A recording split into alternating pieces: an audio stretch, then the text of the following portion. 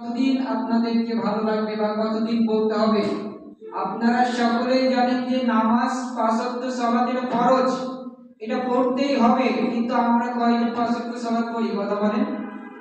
আমরা সকলেই জানি যে প্রথম জুমার মসজিদে আসার যে ফজিলত রয়েছে, যে গুরুত্ব রয়েছে, এটা আমরা সকলেই জানি। কিন্তু এটা আমরা কয়জন পালন করি বা এই গুরুত্ব এটা আমরা কয়জন দিতে পারি?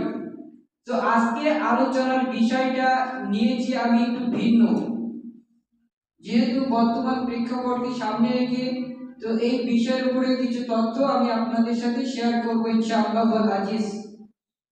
আজকে দেখেন, টাইমস অফ ইন্ডিয়ার একটা প্রতিবেদন দেখলাম, যেখানে আপনার গোটা বিশ্ব জগতে মানুষের সংখ্যা রয়েছে ৮০০ কোটি প্লাস। ৮০০ কোটি মানুষের মধ্যে দ্বিতীয় বৃহত্তম যে ধর্ম তথা ইসলাম ধর্ম, এর অনুসারী ফলোয়ার্স রয়েছে ১৮০ কোটি প্লাস।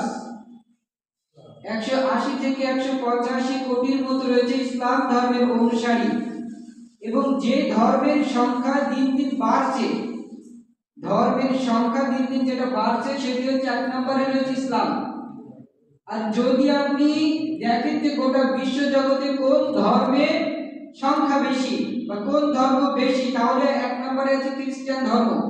কিন্তু যে ধর্মের সংখ্যা ক্রমভাবে বৃদ্ধি পাচ্ছে সেটি হচ্ছে ইসলাম, যেটি আপনার ১ নম্বর পর্যায়ে রয়েছে। তো গোটা বিশ্ব জগতে ১৮৫ কোটির মতো রয়েছে মুসলিম ধর্ম অর্থাৎ মুসলিম জাতি। তো এই গোটা বিশ্ব জগতে মুসলিম জাতি আজকে লাঞ্ছিত, বঞ্চিত, পদদলিত হচ্ছে, বা এটার কারণ কি? এটার কারণ আগে আপনাকে খুঁজতে হবে যে কি কারণে আজকে মুসলিম জাতি তারা আজকে গোটা বিশ্ব জগতে লাঞ্ছিত হচ্ছে, কি কারণে, এটা আগে আপনাকে জানতে হবে।